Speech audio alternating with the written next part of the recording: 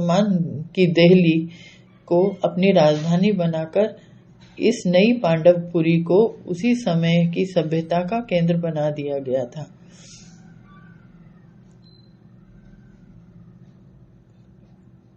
परिखाएं खोदी गईं, सुरक्षा के लिए तलवारें लगाई, योद्धा लोग सर्पकार शक्तियां सजाए, नगर के चारों ओर नियत हुए, तरह तरह के यंत्र जाल रचे गए, नगर को सुंदर क्रम पूर्वक बाजारों में बांटा गया, पर्वतकार शीशे की तरह चमकते विमल 3-3 मंजिल के मकान निर्मित हुए, आकाश चुंबी ऊंचे ऊंचे महल बने, उनके द्वारों पर गरुड़ आदि की मूर्तियां खूब शोभा दिखाने लगीं।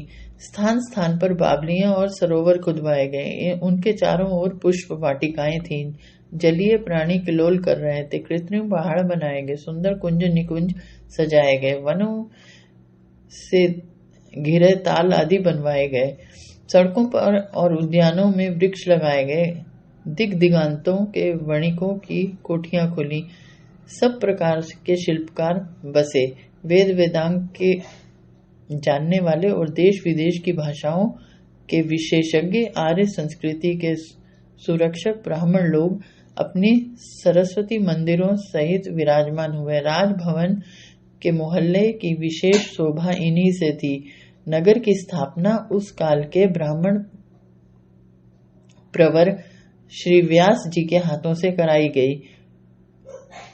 कुल गुरु के वृद्ध भीष्म अपने भाई विचित्रवीर के पोतों पांडु की संतान कुंती और माद्री के लालों को आशीर्वाद देने आए। युधिष्ठिर राजा हुए और द्रौपदी उनकी महिषी। श्री कृष्ण ने द्रौपदी को पांडव वीर का अभिनंदन किया। अर्जुन बड़ों से अभिवादन पूर्वक समवयस्कों से गले मिलकर और छोटों से प्यार करके मिले और फिर आनंद पूर्वक श्री कृष्ण के पास रहने लगे। इतने में अंधक वृष्णियों का एक त्योहार आ गया। रैवतक पर्वत को सजाया गया। पर्वत के चारों ओर इन राजा लोगों के भवन थे। वहां के सुंदर अलंकृत सवारियों में सात्वत सरदार निकले। चारों ओर बाजे बज रहे थे, नर्तक नृत्य कर रहे थे, गायक गीत गा रहे थे। बलराम रेवती के साथ अन्य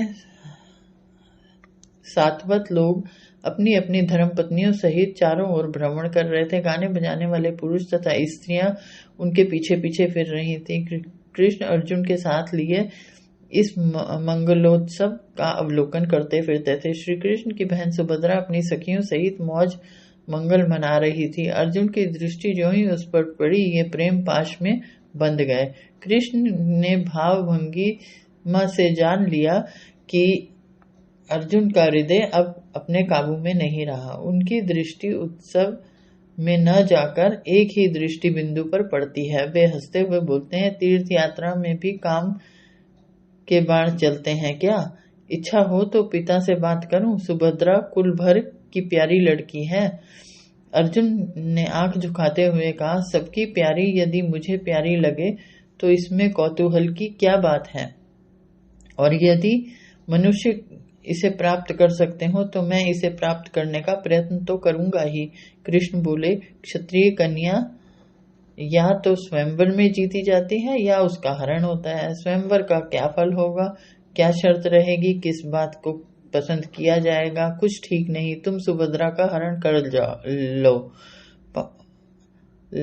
पाठकों देखिए, लड़की का बड़ा भाई ही स्वयं हरण की सलाह दे रहा है।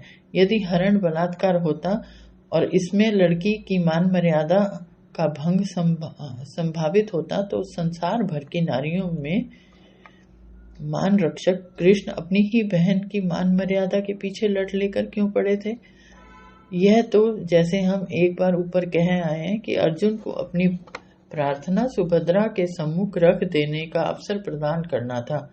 यह अवसर वे अपने घर के बड़ों की अनुमति से ही दिलवा देते, जैसे पहले पहल उन्हें सूझा भी था कि यदि अर्जुन चाहे तो वे अपने पिता से बातचीत करें, परंतु संभवतः अपने भाई बंधुओं के स्वभाव से उन्हें इस बात आपस में असहमत हो जाने की आशंका थी। फिर किसी क्षत्रिय वीर के लिए बिना बल प्रदर्शन के अपनी हृदयेश्वरी का हृदय हरना शायद उनकी वीरता पर भी लांछन हो। यह बात श्री कृष्ण और अर्जुन में ठीक हो चुकने पर युधिष्ठिर की अनुमति लेने के लिए दूत भेजे गए। जब उधर से भी हाँ हो गई तो अर्जुन सुभद्रा को रथ में बिठाकर चलते बने। सुभद्रा के बड़े भाई का यह प्रस्ताव ही था। इनका अपना बड़ा भाई युधिष्ठिर भी इसमें सहमत था। रही बात स्वयं स्वयंवर की तो वह हंसती हुई रथ में बैठ गई। अब शेष रही कि अन्य संबंधियों की ओर से रोक टोक, तो इसके लिए इन्होंने पूर्व ही से पूरी शस्त्र सुसज्जा कर ली थी। रैवतक पर खड़े सैनिकों ने यह दृश्य देखा तो वे तुरंत द्वारका में आए और सभा की ओर, जिसका नाम सुधर्मा था, दौड़े। सभापाल को सूचना हुई, उसने भेरी बजवा दी। भेरी नाद किसी आकस्मिक आपत्ति का सूचक होता है। उसे सुनते ही वृणिक, अंधक, बोझ सब सभा की ओर भागे। वहां उनके लिए सुनहरी मणियों से जड़े कोमल सुंदर गद्दिलों से सुशोभित आसन बिछे थे। वे उन पर बैठ गए।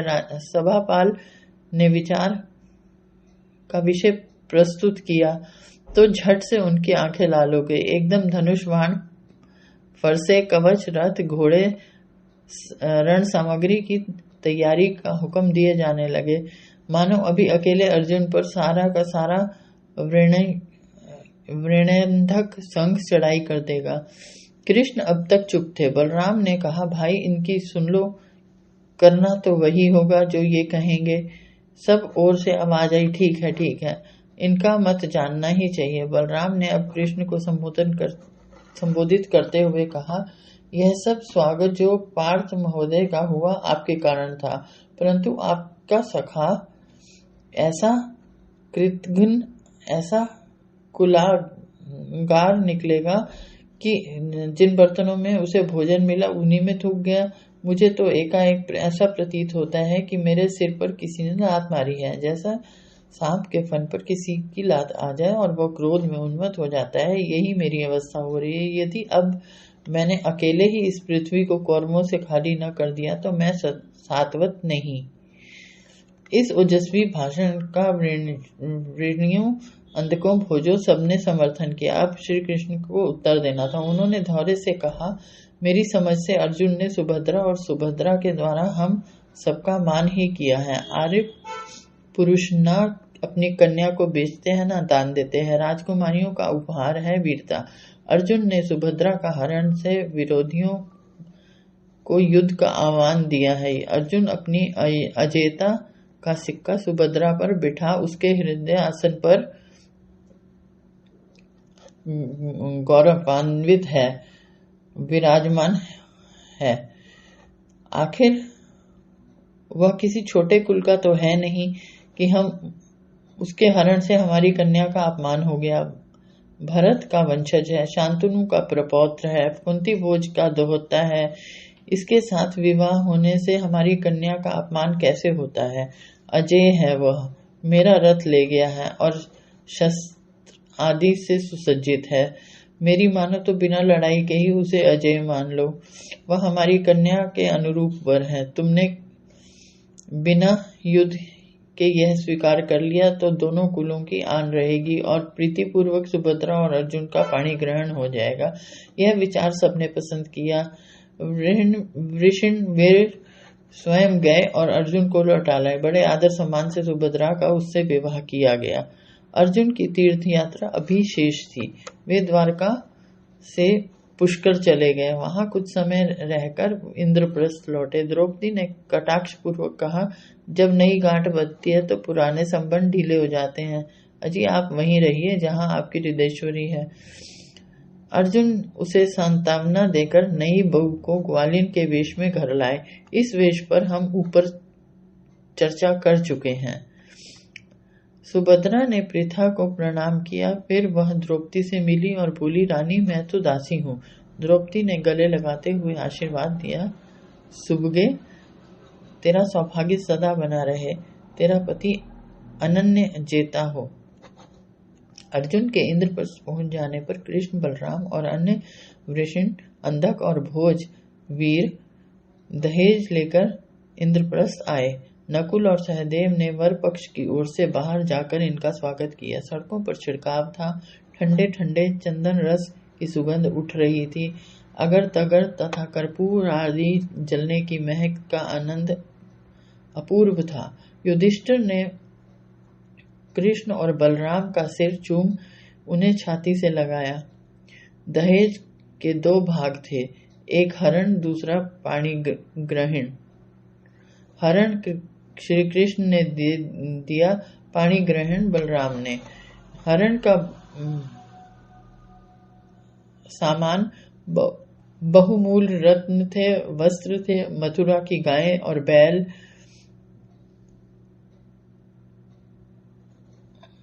घोड़े, हाथी, हजारों परिचारिकाएं, रथ, यान आदि अनगिनत सामग्री थी। ऐसे ही पाणिग्रहणिक में कुछ ही दिनों में इंद्रप्रस्थ के आतिथ्य का आनंद ले सात्वत सरदार द्वारका लौटे।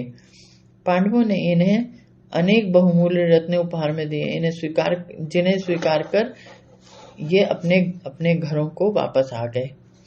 श्री कृष्ण अर्जुन के पास ठहर गए। इनके वहां रहते ही सुभद्रा के लड़का हुआ। लंबी भुजाओं वाला, विशाल छाती वाला, बैल किसी आंखों वाला, देखने में मूर्त मन्यु प्रतीत होता था। श्री कृष्ण के रहते ही उसका नामकरण संस्कार भी हुआ। नाम रखा गया अभिमन्यु।